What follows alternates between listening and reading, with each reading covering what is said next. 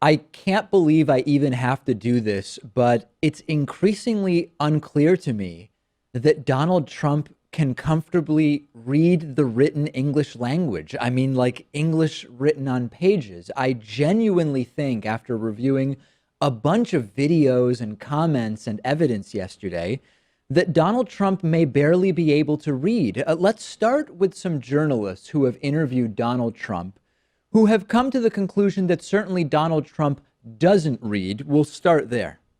There was one point when I asked him how he was preparing to possibly be president, and are you reading the great presidential biographies, for example?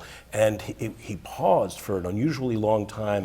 His voice became almost tender, and he said, you know, I've never read a biography, but I've always wanted to. You ask him as he's leaving the interview and going to bed, what are you reading? What was that, and what did he say?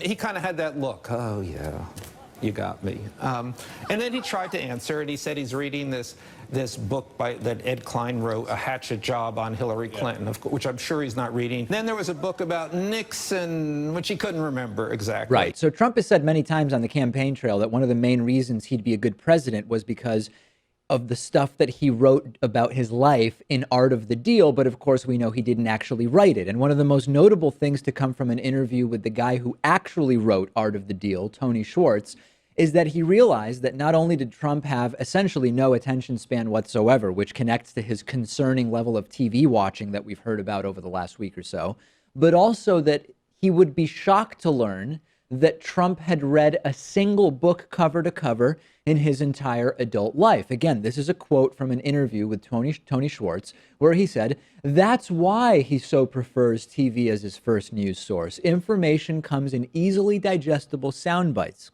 I seriously doubt that Trump has ever read a book straight through in his adult life. He also said that during the entire 18 months that he was writing the book with Trump and observing Trump, he never once even saw a book on Donald Trump's desk or anywhere on in his office or in his apartment. So, fine, Donald Trump doesn't read, but can he read is really the question. Let's now put this together with that report from last week from Axios.com about the total disarray that the Trump administration is in. And one of the main disturbing aspects of the early days of the Trump administration, according to insiders at the Trump White House, is that Donald Trump seems fixated on watching TV and cannot focus on nor read any of the reports or briefings or white papers or anything. His advisors have even said he doesn't even really surf the web or use a computer. He'll scroll through Twitter on his phone and dictate tweets to people in the other room. That's yet another layer to this thing, that Donald Trump may not only have trouble reading, but also have trouble writing, as we've talked about before. And Trump has even tweeted about this himself. I dictate my tweets to my executive assistant, and she posts them. Quote, time is money. Source, The Art of the Deal. Of course, the phrase time is money didn't even come from The Art of the Deal. And again, this further continues to call into question both Donald Trump's reading and writing skills. His advisors have now also said Trump avoids reading any report or briefing that he finds to be too lengthy, and he will often just glance at the first page without even making it evident whether he understands what's on the page. It continues. Listen to this strange conversation that Mark Fisher had with Donald Trump. So I pressed a little harder and I said, well, how are you preparing? How will you make decisions as president?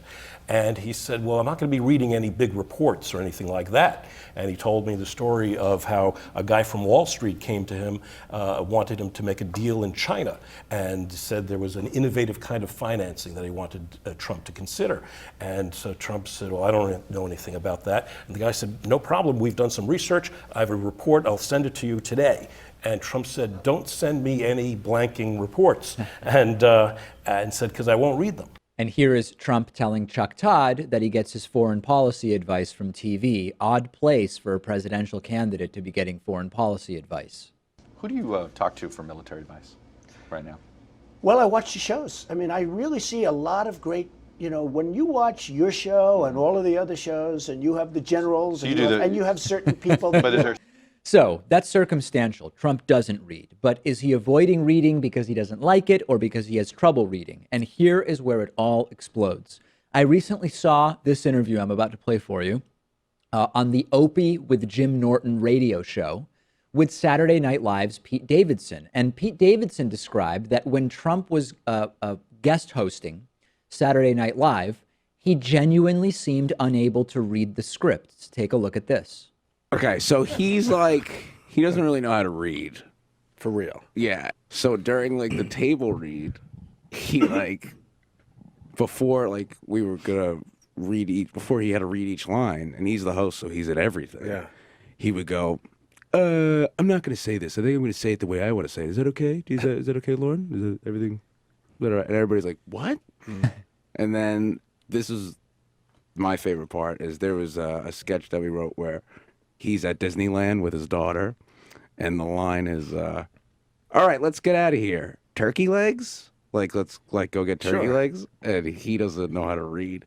So he went, all right, let's get out of here, turkey legs.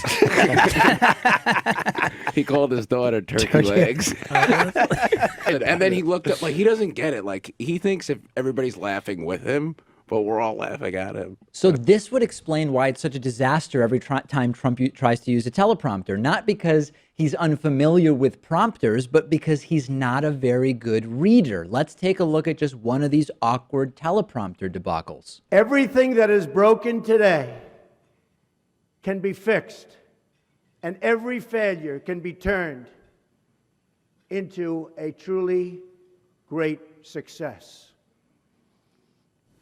Just look at the way I just melded into the teleprompter. Yeah. So now here's where it gets completely nuts. I took a look at some specific portions of a deposition that Trump gave in June of last year. And there are some really, really clear attempts here to avoid having to read out loud. His lawyer clearly doesn't want Trump to do any reading out loud. And here is the first clip where Trump says, I don't read leases. Let's start with that. Did you review the lease at all before you signed it? No. How many leases like this have you reviewed in your career? Signed or reviewed? Reviewed. Not too many. I signed 100. Right. So he's never really reviewed a lease, and then he's asked to read a portion, and his lawyer really doesn't like it. Yeah. You did not review this section What of the does that lease, say? monetary damages. This is in the remedies I section. did not, no. Okay. Would you be able to read this section and tell us what your understanding of it is? Objection. Mr. Trump isn't a lawyer. I mean, do you want me to read it? It's long. It is long. It's very long. It is long. So then it looks like maybe Trump is actually going to read, his lawyer seeming increasingly nervous, and it gets really weird. I would like you to read just the monetary damages section, starting at the number 1 in the middle of the page. Just there. The rest of that, and to the end of that, it continues on the next page. And tell me what you think, reading that, you as the landlord are entitled to get from the tenant in the event of a tenant breach in the way of damages. I don't have my glasses. I mean, I am at a disadvantage because I didn't bring my glasses. This is such small writing. All right, well, well, if the witness can't actually physically read the language, that's a problem. It's very small writing. I can make it out. Do you want me to try? Well, we can have, you know what we can do? We can have a bigger copy made of these pages. Let me try. Let me just do it.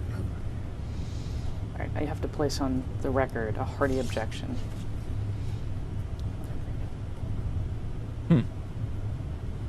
Awkward. Very awkward. Insanely awkward. So long pause, looking at the page, looking confused. He doesn't have his glasses with him. Have we ever seen Trump wearing glasses when signing executive orders? Have we ever seen Trump wearing glasses at those countless rallies where he goes up on stage with polling data to read to people? No. Here's an example. Again, never any glasses. All right. So South Carolina just came out, and that's 32 for Trump, 18 for second, 11 for third. Great. Florida leading by a lot, 31, 19, 13, and then all down in the dumps. So again, he's able to read numbers off of a page. Didn't seem to have a problem there without his glasses. We've never seen him wear glasses, but all of a sudden at the deposition, he doesn't have his glasses. And then his lawyer objects again, as you heard. Lastly, Trump stares at it for a while. And then again, instead of reading it, he sort of weirdly paraphrases what he thinks it says. Yeah, it's all damages that the landlord may sustain, including all legal fees and everything else involved. Looks like everything in the kitchen sink to me. Then you have number 2.